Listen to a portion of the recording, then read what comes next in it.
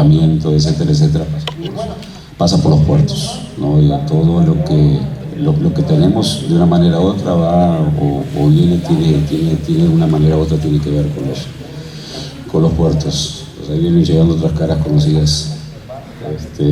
Siguiente, por favor. Siguiente.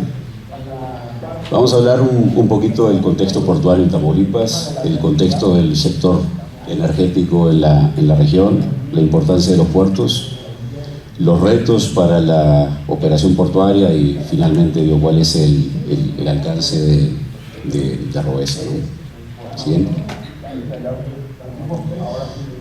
Puerto de Tampico es uno de los principales puertos en la región. Maneja carga de productos mineros, petroquímicos, acero, madera y otros productos industriales.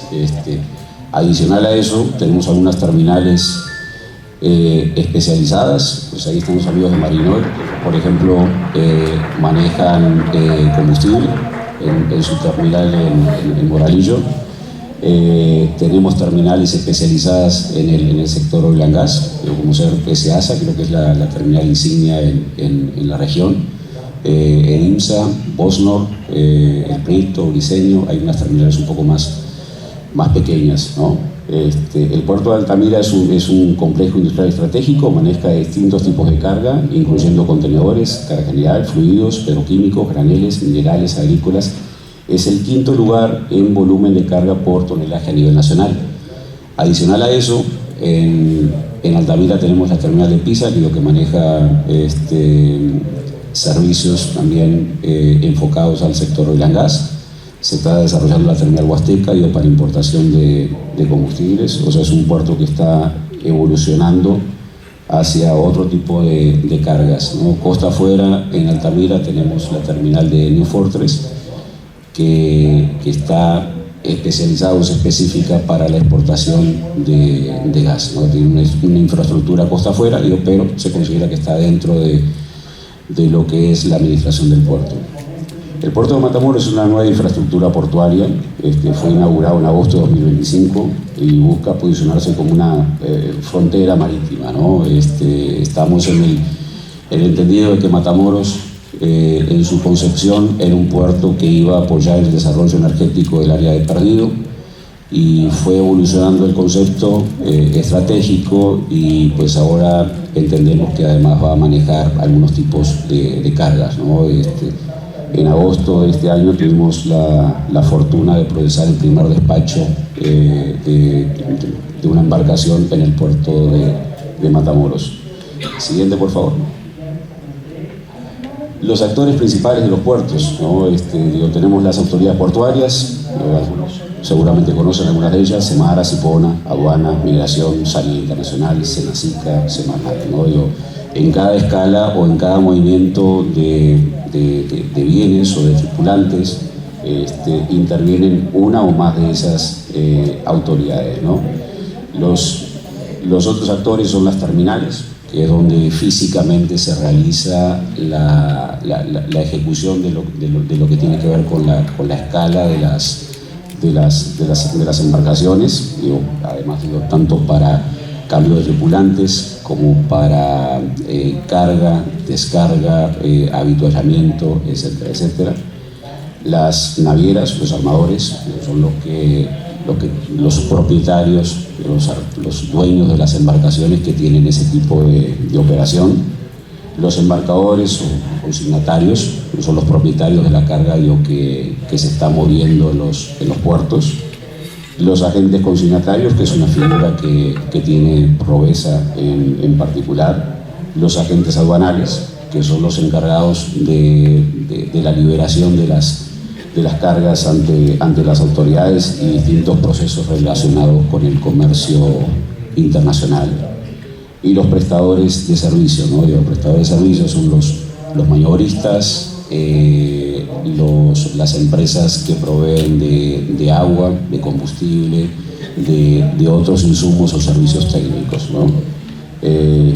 Los últimos serían los transportistas y mayoristas, por ejemplo.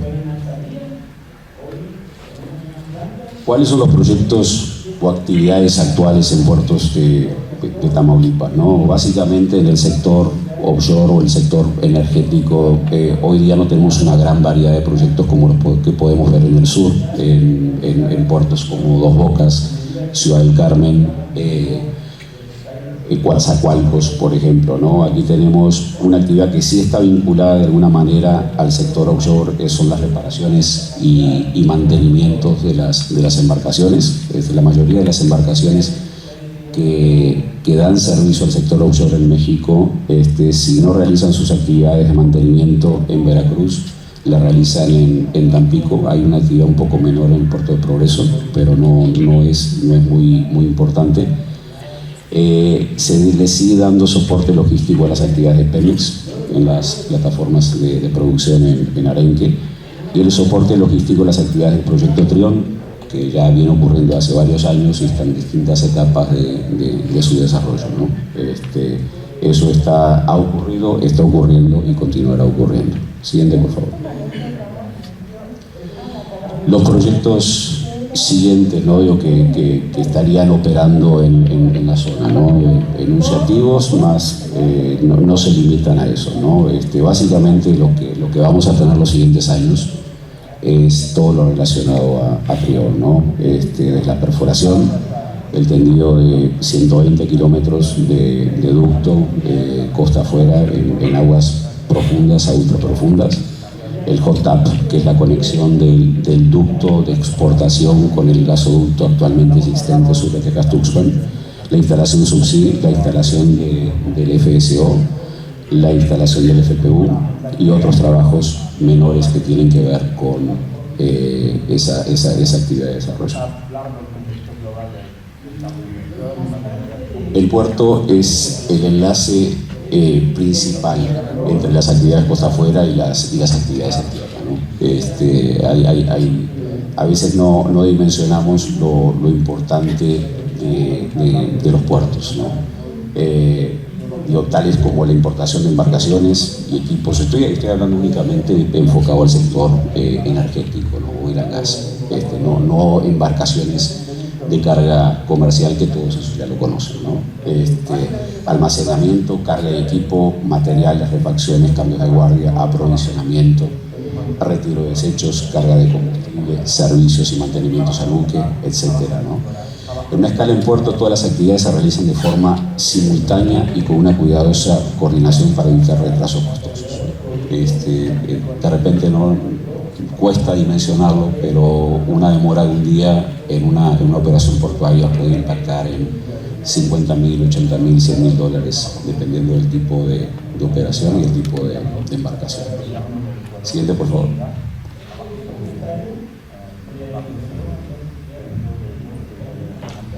¿Cuáles son los retos para la operación portuaria, ¿no? Uno de los grandes retos que tenemos aquí en México, no únicamente en la región, en México en general, es la complejidad regulatoria. Desafortunadamente tenemos diversas autoridades, un marco regulatorio amplio en distintos ámbitos. Tenemos varias autoridades federales que tienen que ver con la tramitología, que tienen que ver con las escalas, que tienen que ver con la carga, con la descarga, con los cambios de guardia, con el aprovisionamiento de combustible, por ejemplo. Hay cambios constantes en regulaciones e interpretaciones. Hay cosas que ocurren en el puerto de Tampico que no ocurren en el puerto de Ciudad del Carmen, por ejemplo. Casos anecdóticos: en Tampico, con puerto cerrado, no te tramitan un despacho de una embarcación. En Coatzacoalcos puedes ir adelantando y eficientas la operación, puedes adelantar con el despacho. En Veracruz también. Y es un tema derivado de criterios propios de las autoridades, ¿no? Hay restricciones al cabotaje. Bueno, hay terminales especializadas para desarrollar el cabotaje, ¿no? Básicamente el oil and gas es, excepto en operaciones de altura, o sea, arribos desde un puerto extranjero, salida de un puerto extranjero, el oil and gas en México es todo cabotaje. Y desafortunadamente es tratado como a veces una escala con connotaciones de comercio exterior, con supervisión por aduana, por capitanía, por CEMAR, etcétera, etcétera, como una operación de comercio exterior, ¿no? Lo mismo el tema de la complejidad aduanal. Hay trámites que se realizan de lunes a viernes. Si tenemos que hacer una carga de combustible, necesitamos una anuencia de la aduana, que a veces puede tardar hasta el lunes en ser recibida, ¿no? Tenemos un cambio de tripulantes y tienen que subir con equipo de cómputo, por ejemplo, o con herramientas, se tiene que mandar un manifiesto y tiene que ser autorizado por la aduana. Si es una urgencia, alguien tiene que bajar, alguien tiene que subir, eso no pasa hasta que, por ejemplo, la aduana lo autoriza, ¿no? En otros puertos eso no ocurre. Yo tuve la oportunidad de trabajar en muchos puertos fuera de México, y es tan simple como no llevar una cantidad de cigarrillos mayor a la permitida, las personas que fuman, declarar el equipo de cómputo, uno entra y sale cuando quiere, no requiere mayor complejidad, ¿no? Los puertos en Estados Unidos, con una tarjeta TWIC uno entra y sale del puerto. Si no tiene tarjeta TWIC o está de visita, un simple taxi lo puede meter a uno, sacar del puerto, no es un TWIC Export. La verdad, en México todo lo que tiene que ver con supervisiones, escrutinio de la autoridad es sumamente complejo y hace ineficiente toda la operación. Siguiente, por favor. ¿Cuáles son los retos, no? Seguimos con el mismo tema, ¿no? Disponibilidad de muelles e infraestructura portuaria, ¿no? La infraestructura en algunos puertos en la región está limitada o enfocada a carga comercial. Recientemente tuvimos una operación de un cliente que necesitaba traer una boya y requería 14 metros de calado. En los puertos en la región donde habían 14 metros de calado, no había capacidad para atender comercialmente ese tipo de operación. Al final el cliente decidió tener esa operación en un puerto extranjero, llevar su boya a Estados Unidos y traerla cuando la requiriera, ¿no? Eso a veces ocurre por un tema de falta de infraestructura. Las terminales que están dedicadas y pueden atender ese tipo de operación no cuentan con la profundidad o la capacidad técnica para atenderla. Existe una saturación de operaciones. Usualmente en ciertas terminales la prioridad la tienen las operaciones de carga comercial. Por ejemplo, en un puerto como Dos Bocas, o sea, saliéndome un poquito de lo que está Tamaulipas.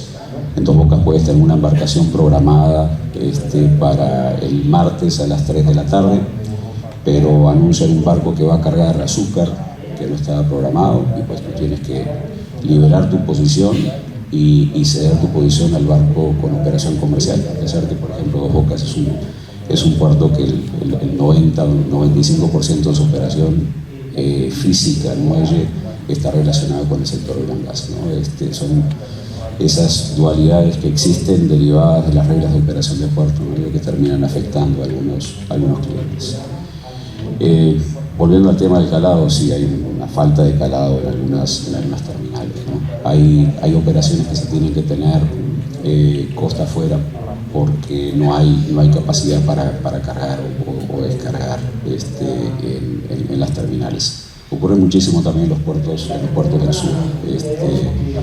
Cuando hay cambios de guardia, embarcaciones muy grandes, hay que sacarlos en lancha en Ciudad del Carmen, porque las embarcaciones grandes no pueden entrar en el puerto, ¿no? Hay puertos que tienen un calado un poco más amplio y admiten casi cualquier tipo de embarcación relacionada con el sector oil and gas. Hay otros que están muy restringidos. Siguiente, por favor. Seguimos con las complejidades de los procesos locales, ¿no? Hablamos de los criterios locales inconsistentes y en cambio constante. Pasa a veces, ¿no? Volvemos al tema de la aduana, ¿no? Hace un tiempo tuvimos una operación de descarga de químicos para fluidos en el puerto de Coatzacoalcos. Una situación muy chistosa que no la vería en ningún otro puerto del mundo. La aduana decidió en ese momento poner una persona a fiscalizar la operación de descarga. El barco había llegado en tráfico de altura, fue modulada su carga en el puerto de Tampico, se despachó en cabotaje y procede a descargar su químico en una terminal especializada en el puerto de Coatzacoalcos. La aduana pone una persona, empiezan a descargar y después ¿qué pasa? Dice, no, pues ahora tenemos que parar toda la operación. ¿Cómo? ¿Por qué? No, es que el señor de la aduana tiene que salir a comer, y él tiene que estar fiscalizando. ¿Y quién paga esa ineficiencia? Pues lo paga el cliente final. Y al final del día eso impacta en el bolsillo de todos los mexicanos, ¿no? Son costos que se agregan a los costos de producción, y el combustible que ustedes pagan, si les sale 23,50, pudiera salir 23,40. Eso es a lo que vamos, ¿no? Hay ineficiencias derivadas de los procesos o los criterios locales. De repente en otra misma operación, la misma aduana, otra administración, no fiscalizaría de esa manera o permitiría seguir trasegando, cuando ya tiene visibilidad plena de lo que está ocurriendo, ¿no? Los sistemas electrónicos complicados y lentos, o sea, todos los trámites se hacen a través de la plataforma PIS, pero el problema que tenemos es que el trámite no es autorizado de manera automática, o las autorizaciones no se dan todos los días o se dan en ciertos horarios.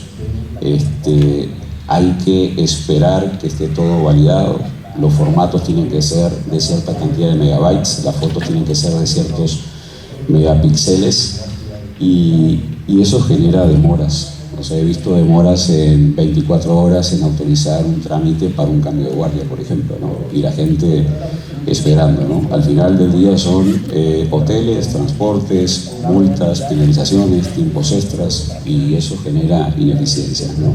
Esos son ámbitos en los que se puede haber una mejora, ¿no? Los tiempos de respuesta inconsistentes con la necesidad de operaciones, es lo que estamos mencionando, ¿no? Y lo otro es una regulación excesiva.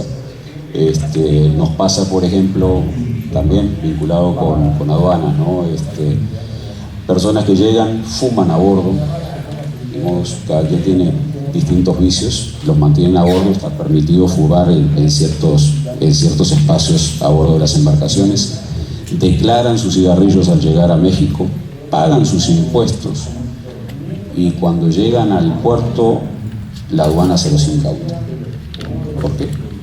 Porque lo trata como una operación de comercio exterior y entiende que es una exportación y no lo pueden realizar. Tenemos nosotros que explicarles a todos los clientes que no pueden traer cigarrillos. Además está decir que no pueden traer alcohol porque hay procedimientos a bordo que no se los permiten, nadie bebe a bordo. Pero tampoco pueden traer cigarrillos. Más allá de que hay que declarar electrónicos, herramientas y todo lo demás, ¿no? Son particularidades que a veces solo se ven en México, ¿no? Esto ocurre en las terminales fiscalizadas por aduana.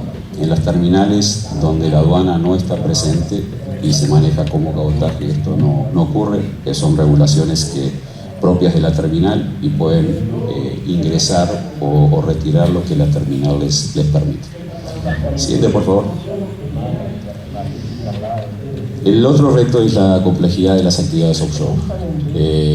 Cuando tenemos una actividad de este tipo, tenemos intervención de distintas autoridades, coordinación con pilotos, remolcadores, prestadores de servicios, proveedores logísticos, como ser transportistas, maniobras, grúas, agentes aduanales.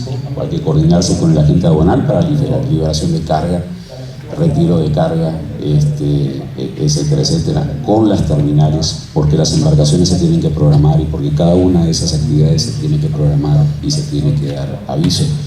Hay poco o nulo margen de error. Si se le olvida mandar una carta, el proveedor de combustible no puede hacer su propio proceso para tener su utilización en tiempo y forma, y hay una demora, ¿no? Derivado de esa demora, el barco no puede salir o causa se desencadena una sucesión de errores que impactan en la operación y los costos finales, ¿no? Lo que sí vamos a ver siempre en el offshore es que lo que nunca cambia es que todo cambia. Sí. Hay cambios y modificaciones de última hora todo el tiempo. Desafortunadamente es algo que ocurre, ¿no? Se rompe algo afuera, necesitan una refacción, necesitan comisaria, hay un fallo en la logística, un barco no puede salir, tiene que salir otro. un trasiego de combustible que se da en cierto puerto, se pasa a otro, y pues básicamente todos tienen que moverse con esa logística y proceder en consecuencia, ¿no? Los retrasos, por demás está decir, son muy costosos. Si tenemos una operación como la última que tuvimos en una instalación de ducto, cada día de operación tenemos un barco instalador de más de $100.000 diarios, tenemos un barco de construcción de más de $50.000 diarios, tenemos un barco grúa de más de $100.000 diarios. Un día impacta de manera muy importante en esa logística, ¿no? El costo final afecta a nuestro cliente y al cliente final. Los retrasos, podemos decir, son muy costosos y es muy desagradable tener un retraso atribuible a alguno de nosotros. Hay muchas cosas que explicar y a veces son inexplicables, ¿no? El volumen de operación son muy altos. Acá los cambios de guardia son a veces de 300, 400 personas que suben, 300, 400 que bajan.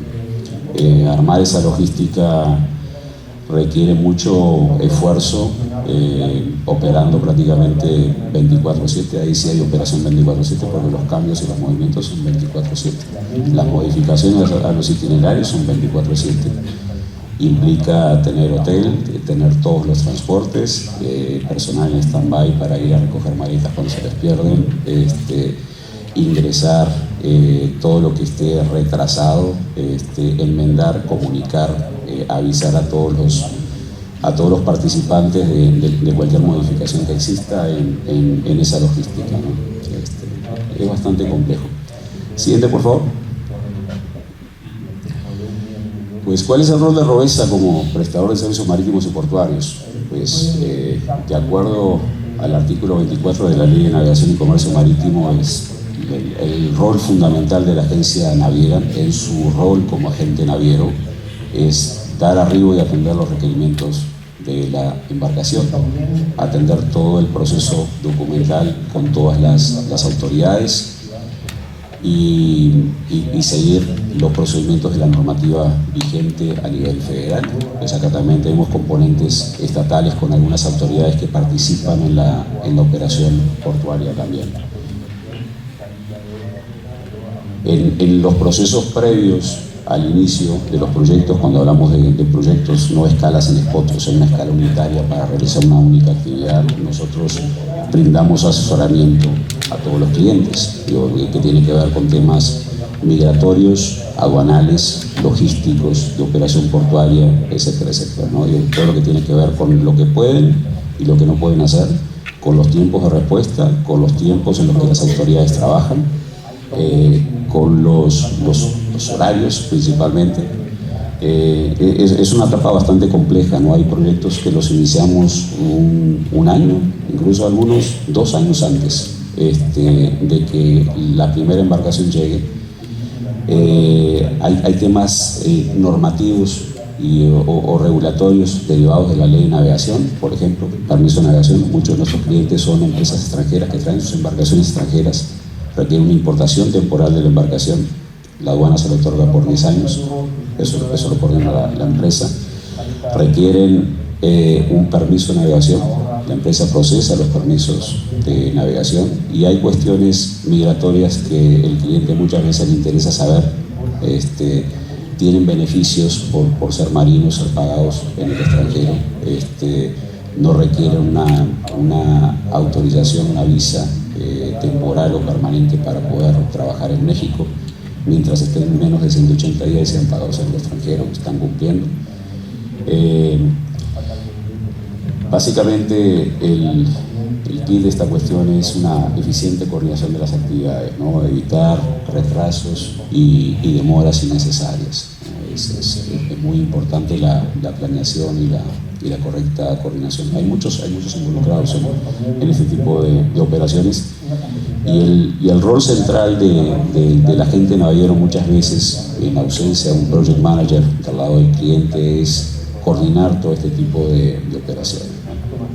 El siguiente, por favor. Administrar y coordinar el enlace puerto-buque. el cumplimiento aduanero, los servicios a la embarcación, que son múltiples, ¿no? Estamos hablando de combustible, agua, retiro de desechos, que además están regulados por las autoridades, ¿no? Tiene que ser una trazabilidad de la basura de acuerdo al Marpol o de acuerdo a las reglas de ASEA, ¿no? Hay permisos que tienen que cumplir, que están derivados de las reglas de la Agencia de Seguridad de Ambiente del sector de hidrocarburos, con permisos, manifiestos y trazabilidad específica para el tipo de residuo y el tipo de tratamiento que se le tiene que dar. Eso también lo realiza la empresa, ¿no? Hay servicios adicionales conexos relacionados con el proyecto. A veces nos piden un helicóptero para un cambio de guardia, a veces son rentas de embarcaciones, a veces son trabajos en caliente o soldaduras. No son específicos, regulares en una escala en puerto, pero son necesarios para el correcto funcionamiento de un proyecto, ¿no? Yo creo que eso sería todo. Muchísimas gracias.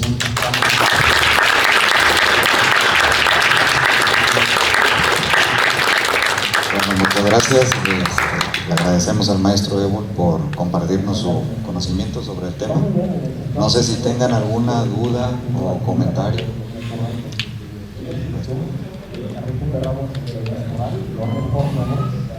Hola, buenas tardes. Yo le quiero preguntar cuál es el futuro que va a tener el puerto de Tampico, siendo que ya va a cambiar el giro, va a ser un club turístico, ¿no? O todavía va a mantener operaciones comerciales. Gracias. Bueno, esperemos que se haga turístico, ¿no? Los planes de la aduana de Tampico hacer una terminal turística, yo creo que los vengo escuchando en 2015, cuando la primera vez que llegué a Tampico a un proyecto de Cívica, me acuerdo. Se viene hablando de eso, y seguramente los tampiqueños de muchos años más tienen un poco más de conocimiento al respecto, ¿no? No he visto planes reales con tiempos, inversión como para crear que esto suceda en el corto o mediano plazo. Ojalá, sería muy bueno darle otro giro a la región, es una muy buena idea.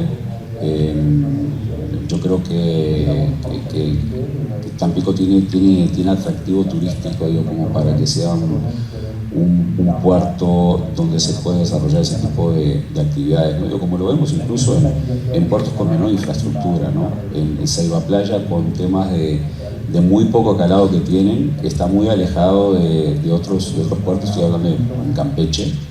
Están metiendo cruceros, digo, de bajo calado, y están tratando de llevar esa actividad adelante. Tampico tiene muchos atractivos en su gastronomía, su gente, sus playas. Bueno, las playas están en Madero, no pasa nada. Tampico tiene sus atractivos. Yo creo que puede ser un puerto de escala para cruceros en la región, o sea, dependiendo de la temporada, ¿no? Yo creo que hay tramos de muelle que pueden ser utilizados. Hay tramos donde había embarcaciones que ya están para chatarrearse, y que pudieran también destinarse a esa actividad.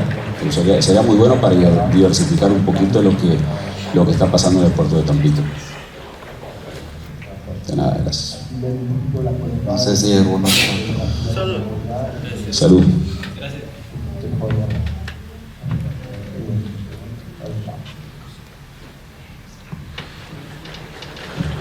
Hola, gracias por la plática. ¿Qué tanto ha permeado o no lo que es el aspecto tecnológico en nuestros puertos? Lo comento por lo siguiente. He tenido la oportunidad de visitar a Cipona y he visto que muchos de sus procesos los hacen con formatos manuales en hojas y en tablitas, ¿no?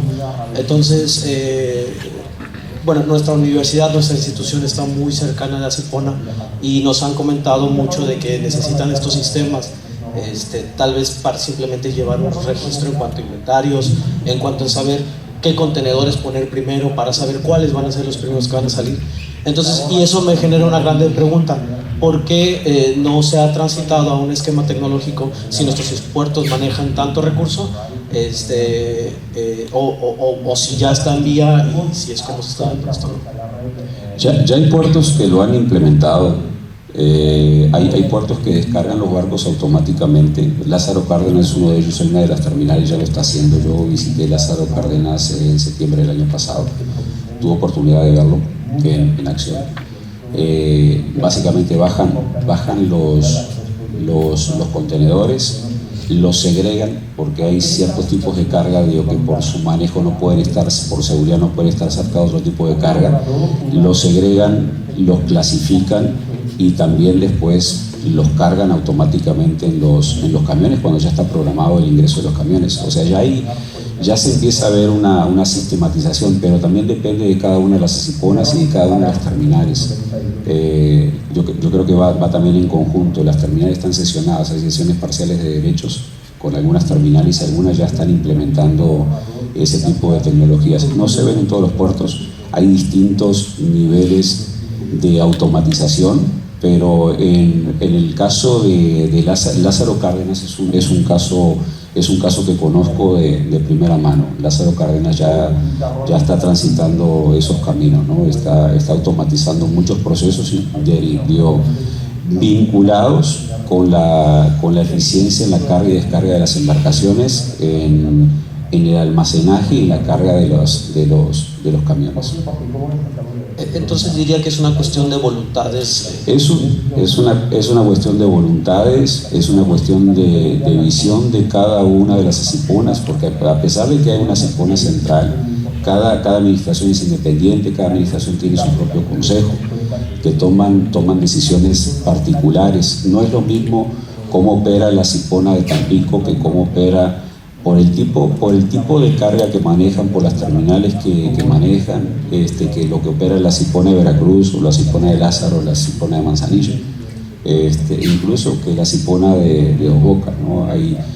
Hay una línea, digamos, única que las une a todas. Hay una directiva única del gobierno central, pero después cómo evoluciona cada una también depende mucho de las sesiones parciales de derechos, de los operadores de las distintas terminales y la tecnología que ellos deciden incorporar a sus propias operaciones. Bueno, y ya lo último, en ese sentido, Robesa no ha tenido como, bueno, no sé, la iniciativa como de entrar dentro de la evolución tecnológica de estos puertos. Entiendo que ustedes se identifican más del lado del administrativo y operativo, pero no sé si hay algo por ahí. Siempre tenemos inquietudes, pero la inquietud de la eficiencia y de la implementación de nuevas tecnologías, la hemos tenido yo creo que desde el minuto 1 de que ingresamos a Robesa, pero fue más en la eficientización de procesos. Como decimos, a mí no se me puede perder un pasajero en el aeropuerto, y nunca ha ocurrido, gracias a Dios. No se me puede perder una reserva, no se me puede perder de comunicarle a un prestador de servicio que el barco va a arribar o mandar una carta, una carta mandato, una carta nominación, que es lo que ellos requieren para hacer uno de sus procesos. Para mí sería terrible. Y eso es lo que hemos estado trabajando. Tenemos procesos con una plataforma que la hemos desarrollado nosotros in-house, que nos indican incluso si hay un aviso que nosotros tenemos que dar en X fecha antes de que ocurra un evento, y nos larga una alarma. El proceso posterior a realizar un servicio nos detona comunicaciones internas que derivan en una posterior facturación, por ejemplo, a un cliente. O sea, cuando tenemos 300 movimientos en un solo día, tenemos que generar los soportes de cada uno de los servicios, tenerlo todo para que el área administrativa después compile toda la información, la traduzca a números y emite una factura, que además tiene que ser soportada para el cliente. Todo ese proceso nosotros ya lo tenemos. Y es una operación muy compleja, porque a veces manejamos miles de movimientos al mes, ¿no? En un proyecto muy complejo. La parte más compleja es la parte de host handling, justamente, que tiene que ver con la atención de los tripulantes, porque son muchísimos movimientos, muchísimos detalles, Y lo que tenemos en la plataforma es que cada movimiento es rastreado y cada cambio es comunicado a todos los que tienen que ver con esa operación. Nos permite generar mensajes o instrucciones en cada línea de servicio. Y cuando digo cada línea de servicio, puede ser un servicio de transporte, un hotel, un trabajo en caliente, una grúa, un fletamento, una renta de helicóptero o una compra de combustible. Está muy interesante cómo lo hemos ido trabajando y perfeccionándolo para que todos los jugadores dentro de la empresa estén comunicados, que haya una interfaz entre la parte operativa y la parte administrativa muy eficiente, donde no se pierde ningún soporte. Es muy importante eso también, ¿no? Aquí hay cristalinidad. Cuando nosotros hacemos un servicio, está firmado por quien recibe el servicio, que no es precisamente la persona que aprueba el servicio. El que aprueba el servicio no está en México muchas veces, y tenemos que dar todo detalladito, ¿no? Por eso tratamos de hacer las cosas bien desde el inicio mismo, y yo creo que esas tecnologías nos han permitido eficientar muchísimo. En una época se trabajaba con Excel y ya no se usan Excel. El sistema nos genera un Excel, pero ya no trabajamos en un Excel, o trabajamos en una plataforma que la vamos modificando dependiendo de los requerimientos de cada cliente y va evolucionando. Y si hay nuevas tecnologías que nos gustaría utilizar, sí. Pero acá también tenemos que utilizar más inteligencia natural, más que artificial. Hay muchos temas de criterio, de sentido común, de lógica que utilizar, ¿no? La plataforma nos permite anticiparnos, nos da mensajes cuando algo de repente se le puede pasar a alguien. Ayuda muchísimo, pero no lo es todo. Acá la inteligencia natural sigue siendo muy importante, la atención al detalle. Muchas gracias. Gracias. No sé si hay otro comentario o pregunta. Correcto, no, pues un aplauso para el maestro. Muchísimas gracias. Vamos a entregar su reconocimiento por su participación.